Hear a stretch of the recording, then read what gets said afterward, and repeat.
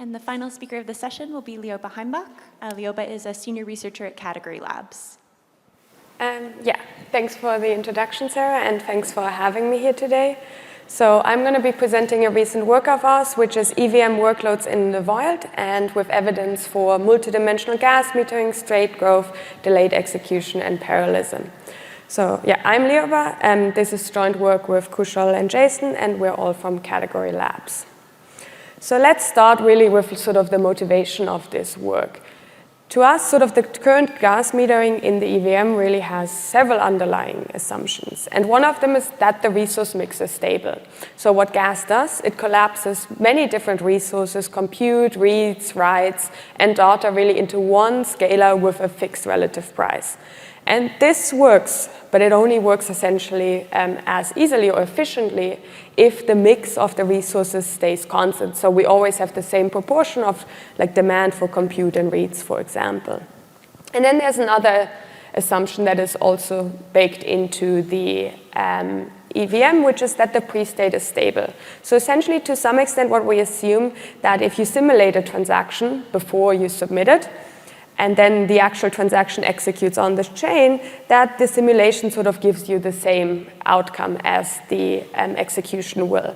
And this really only holds if your simulation is right before when your actual transaction executes on chain, so when there's like a quick inclusion time, but also only if the state doesn't drift too far anymore between those two moments in time, essentially.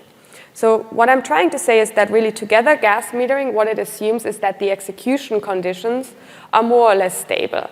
And what we wanted to do is to figure out to what extent this assumption essentially holds or to what extent it fails. So what we did in this work is essentially we did like a large measurement study of EVM workloads. We collected two data sets. The first data set essentially is the full year of 2025. We looked at two EVM chains. One is Ethereum mainnet, the other one is the base layer 2. For each, on each day, we sampled 3,000 random blocks. That gave us 220 million transactions for Ethereum and 275 million for base. Then we also looked at, we essentially simulated every transaction. And then for each transactions, we looked at the gas decomposition, so in terms of like which opcodes category it was or which resource was being used. We looked at state growth in terms of slots being written, accounts being created, and smart contract bytecode. And then we also classified these transactions into MEV, DeFi, transfers, and so on, to just also be able to tell how differently these categories behave. Our second data set that really focuses in on the state sensitivity, so this is only for September 2025. In addition to all the data we're recording in the primary one, here we also look at the storage slots that each transaction reads and writes to. And essentially what we do here is we take each transaction and we simulate it not only in the position of the block it landed upon, but also at various sort of progressively older states, which is the state at the beginning of the block 5 blocks ago, 10 blocks ago, and 20 blocks ago. So we do the same, we simulate the same transaction and just want to see what changes. Okay. So I think with that, let's start into how it looks like. So I'm going to start by looking at this first assumption that the EVM has, which is that the resource mix is stable. But our measurements really go to show that this is not the case. So just maybe let's quickly recall what gas is or what gas in the EVM does. So when you execute a transaction, it really consumes many different resources. It does writes, so if we're writing to storage, reads, reading from storage. There's CPU costs, compute costs essentially, and there's also data that we're sending around, so bandwidth costs essentially. But what the EVM does or what the fee market or what the block building sees, it really collapses this all into one like scalar. And there's like a fixed opcode pricing, so for each sort of operation you do, the EVM chooses one conversion rate from the resource vector to the scalar essentially. And doing this, so having this fixed resource vector is really only efficient if our workload mix stays stable. So is this the case? Well, for one, we're actually using the exact same sort of conversion for various different chains. So the Ethereum EVM on the layer 1 and the base EVM on the base layer 2, they use the same conversions. But are we expecting them to have the same resource mix? Probably not, for various reasons, and that is also what we see. So on the slide, what I'm showing is sort of the proportion of execution gas that goes to all these different resources. And what you can see is that the Ethereum layer 1, it's very storage write heavy. 35% of all gas goes to sort of opcodes that are like in the storage write category. If we look at the base layer 2, we see, well, in comparison to Ethereum, it's quite storage read and compute heavy. While on the Ethereum layer 1, 23% of gas goes to storage reads. On base, it's almost 30%. And for compute, we also have 20% on Ethereum versus then the higher almost 25% on base. Also, we have more gas per transaction on base as well. So why are we seeing this difference? Well, there could be various different reasons for it. But one of them is, for example, prices. Like base, the prices for executing a transaction are cheaper, and what you can see is that base transactions, they are a bit more speculative. So they are less heavy on the writes, where writes is really like sort of quite, you're writing to state, you know what you're doing, but for base we see more of the reads and compute, so there's more like speculative types of workflows. And then this change in the resource mix across chains might be something that you expect. But it's also happening on the same chain as state evolves. So now this is showing the resource mix for Ethereum on a day in January and on a day in December of last year. And essentially you can see that here also the storage writes essentially on the day in January were 35%, it was only 20% in December. Reads went from 27% to 16%, and compute went from 18% to 37%. So there's a huge shift in the resources here. This is the same chain. It's again the same resource vector, but the same sort of price is really, so the same price conversion. And the same prices really cannot capture all these differences. Because essentially what is happening is that the scaler just cannot track this moving resource vector. We have a one-dimensional gas schedule in the EVM currently, and that is essentially a fixed set of weights. So there's one conversion rate from a resource vector to gas. And this doesn't really work for us when the live workloads drift. So we have the same gas limit, then suddenly like buys, the same gas limit buys like a different mixture now of like reads, writes, compute, and state growth. What happens now if we have the same fixed weights, they cannot be accurate for like two different sort of resource vectors essentially. And blocks appear full while they aren't, and the resource that is actually being the limit now is no longer appropriately protected, for example. Okay, so why did we see this shift happening on Ethereum, where you saw in January and December the workload looked very different? Well, one of those reasons is probably that Ethereum doubled the capacity in 2025.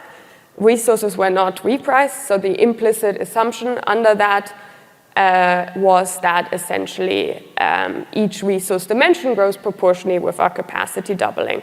But when we look at the data, so we compare January, which was before all the doubling, and December, which was past the doubling, we see that this isn't the case. So we increased the capacity by twice, but compute nearly tripled, and reads only grew by a factor of 1.65. So really a uniform capacity increase does not produce a uniform resource growth.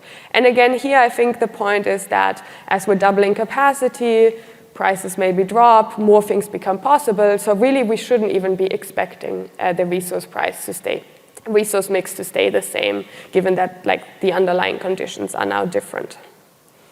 Another thing to maybe note is that do we even want this to be the case? Like, do we want that when we double the capacity that all resources essentially are doubling as well? Because for some of our resources like CPU and I/O, they're really per block costs. When a block finishes, the cost is paid and it's not accumulating. Storage, on the other hand, is permanent. Like when we write to storage, this is a permanent cost, it accumulates over time. So do we really want it to be the case that when we double capacity, we also double storage accumulation? This is probably not. This is the one resource where we would probably want it to be less than doubling. But now looking at the data, we can see that for Ethereum, we doubled, for Ethereum, we doubled the gas target, but we saw a 3 times increase in storage growth, while for base we had a 1.4 increase in the gas target and the 3.5 increase in storage growth. So really we are over accumulating here. Additionally to that, storage growth in general is pretty big. You can see that for the entire year, essentially extrapolated from our sample, it was around 38 gigabytes on Ethereum and 460 on Base. Maybe you want to know a bit also where it's coming from. This is also, again, very different in the two chains, which again goes to show essentially that like one sort of set of pricing just cannot work across all types of EVM chains. For Ethereum, we see a lot of storage growth coming from account state. Interestingly, a lot of that is actually coming from simple transfers. So when you transfer ETH to an account that didn't exist before, this account now gets created essentially, but it's only being charged 21,000 gas currently, which is sort of the minimum. So this account creation in those cases isn't charged essentially, and a quite big chunk of Ethereum storage growth is coming from here. There are, though, plans to address this. On Base, on the other hand, a lot of storage growth is coming from the storage slots as well as contract bytecode. On Base, one big contributor to storage in 2025 was the Zen token deployer. This is an infamous token where essentially you get rewarded for writing to storage. And that was responsible for quite a big chunk of the Base storage growth, while only being very few transactions essentially. So storage growth is quite bursty. Okay, so that was it sort of for how we see the resource mix being very different between various chains that we're looking at, but also changing on the same chain with time. The other thing that we looked at is essentially how sensitive transactions are to the state that they're executing on. So let's look at that next. So essentially what we did here is we took one transaction and we executed on various different states. So we didn't only simulate it in the actual position that it landed in, but also if it would have landed at the start of the same block 5 blocks ago, 10 blocks ago, and 20 blocks ago. So essentially we simulated on progressively older state to see how the execution changes. We look at how it changes in various different metrics. So we look at the gas estimates, just like how much gas does it use. If a transaction uses different gas, well, something different is going on. We cannot properly pinpoint though what maybe from this one number. Then we also look at what varies in terms of the slots that are read and written to, as well as success and failure of the execution. So let's start with sort of the simplest metrics, which was the gas estimates. And these are quite state sensitive. So on Ethereum, for around 14% of transactions, they show some estimate variance across nearby states. It is much higher on Base. On Base, it's nearly 50% of all transactions. Now, when we go and look how this differs sort of by category that these transactions are coming from, if we're looking at transfer, there's really little variance, essentially, both for like simple transfers as well as ERC20 token transfers. Now, if we're going to DeFi and MEV, it really changes. They're around like more than 50% generally of transactions see variance across nearby states. So really sensitivity is not uniform. It is concentrated on DeFi and MEV transactions, which is maybe also to be expected. So from now on, I'm really going to be focusing on these two. So DeFi and MEV, where we see the big variance. Now, the other thing that we did essentially to look at how much the execution of a transaction varies if we execute it on nearby state is we looked at essentially the overlap in terms of the slots that are read, so the storage that it reads during the execution, the slots that it writes to during execution, as well as when it writes to the same slot, whether it's actually writing the same value. In general, if the overlap is high, the execution is quite stable across various different sort of older states. And if it's low, that means that something changed, the access pattern or the values written. So let's look at MEV, which was sort of the category where we saw the highest variance. There, surprisingly, actually, the read overlap is very high on both Ethereum and Base. They're generally reading the same slots. So when they're going in, sort of, they're reading from the same slots. If we go to the write overlap, especially for Base, we see a quite significant drop-off, only like 73% of write overlap we have there, essentially. And then coming to the value overlap, what we see is that it's still pretty high for Ethereum. So for Ethereum, the MEV is really targeted, it seems like. It generally does the same thing still in terms of the slots that it reads, writes, and writes to. But for Base, we see a really large drop-off here, like that only in 54% of cases, or like the value really is only the same in sort of every second time that we are writing to. And essentially, this also goes to show, or like that the MEV is more speculative on Base than it is on on Ethereum. But this variance, sort of, it's really anticipated. Like to some extent, you could say, okay, MEV bots, these are like professional players in the system. They know how to deal with uncertainty, so they can sort of handle this state drift. But for DeFi, it is a bit different. Sort of this then really becomes a UX problem when every time I submit a transaction, it suddenly behaves differently than behaves differently than I expected it to based on like my prior simulation I did.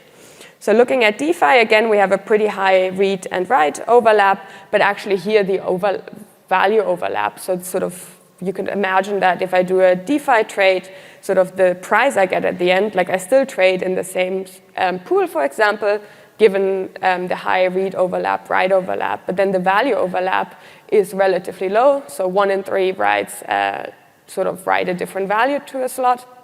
And this is probably due to essentially, the state having drifted, and as a DeFi user, I get a different outcome. And this now becomes a bit of a UX problem. You might say, okay, there is not too much we can do about this, but this is really, it means it's very important for us to essentially keep the time between simulate and execution quite low so that the users aren't hit with too big of a UX impact here. Okay. So that sort of wraps up what we did. To summarize, there's many future designs on the way, and essentially they are amplifying these problems. So we're increasing state divergence, and we're probably with that also, like with these new designs, also changing the resource mix further. We're going to higher throughput, we're going to shorter slots. At the same time, things like encrypted mempools, they also potentially increase state uncertainty more, because at least sort of within a block, we have more blindness. Now, designs like asynchronous execution that essentially have block n plus 1 built, because before we know the execution outcome of block n, they also increase the state divergence, where, for example, for these DeFi users, we can't even simulate on the last block state anymore. Then there's some designs that we have in sort of the general space that really assume stable execution paths. Something like access lists, where you sort of predefine which slots you're going to access. They assume that you know that ahead of time, but this isn't always the case. Parallel execution really wants the access patterns to be stable because, well, otherwise we suddenly have chaos misses when we go and re-execute transactions. The same goes for like gas estimates. Like some, for example, at Monad, we charge on gas is being charged on the limit as opposed to the gas used to prevent some DOS vectors. But this also assumes that users are able to estimate the gas usage pretty accurately ahead of time. So to summarize essentially what these measurements argue for, in addition to sort of these future designs that are rolling out, is that maybe we do want to do some sort of multidimensional metering. We should to essentially be able to price resources whose drift relative to each other separately. We also want to potentially explore, again, some more explicit state pricing. It is being done in the upcoming Ethereum hard fork, for example, because this is persistent, essentially, state that we're building up.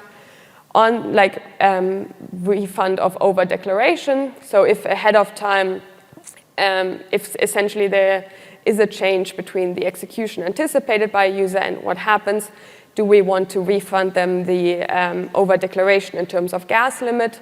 So in terms of the difference between the gas limit and the actual usage, or should that go to the user on chains where essentially the execution is asynchronous? essentially it should probably land somewhere in the middle. And the last one is that when we're doing scheduling, maybe we should be category aware, like we should pre-warm and serialize these high sensitivity categories potentially, and then can, in our parallel execution, like scheduling, speculate freely on those where we expect very little sensitivity. Yes. So with that, thanks. What we essentially did is, the EVM pricing model does assume that conditions are stable, and this work sort of went to show that they are not generally, and that we should really, take this into account in our future designs.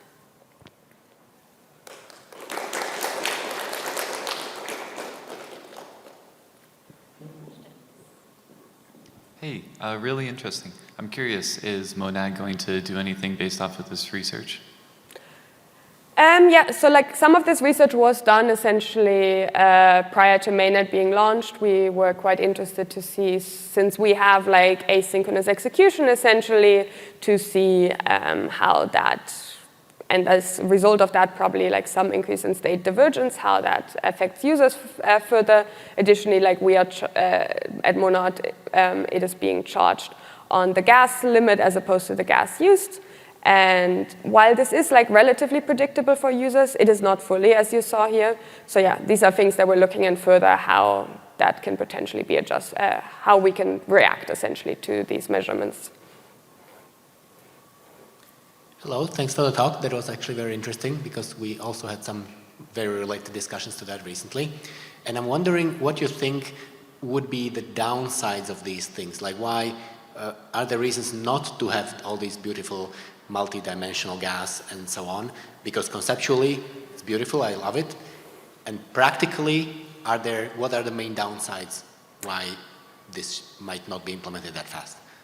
Yes, I mean, there are obvious downsides, like it's a lot, it's more complex to implement this, like the current EVM pricing, at least it's quite simple, but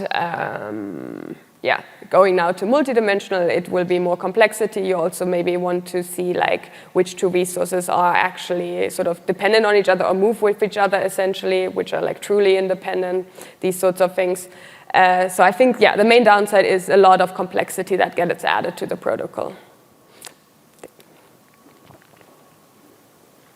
Thanks, amazing talk. So could you maybe go back to the slide where you talk about like the decoupling of kind of capacity and utilization of different resources? I think it was, I don't know, in earlier slides. Which slide do you mean? This one, this one. Okay, yeah.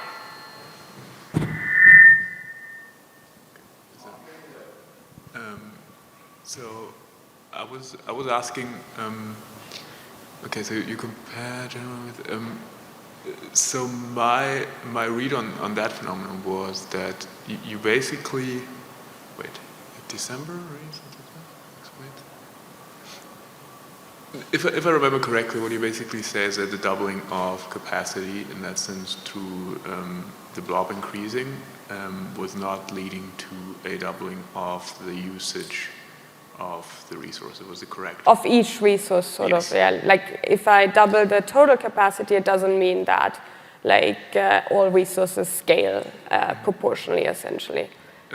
So my read on that phenomenon was, especially when I recollect like the Hofusaka thing back then, was that especially P2P layer was like one of the limiting factors there. Do you see evidence of that in also your other research maybe? Sorry, for some reason I don't hear it entirely, but are you saying that whether in the peer-to-peer layer I get issues as a result of that? But whether that might be the bottleneck. Whether I guess that would be the bandwidth bottleneck essentially, so the data sort of.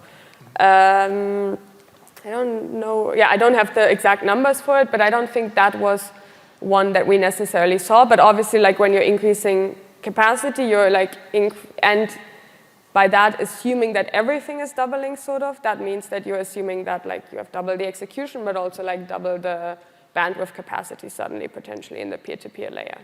So this is something that needs to be accounted for. But I guess we were more looking on the other side, like, is it even doubling across all? Yeah, I mean, because, okay, this maybe, but I think that, so they introduced like a tons of patches after that, like batch publishing and stuff like that to especially account for that, that bottleneck. But yeah, good point. All right, let's thank Lioba and all the speakers of the session.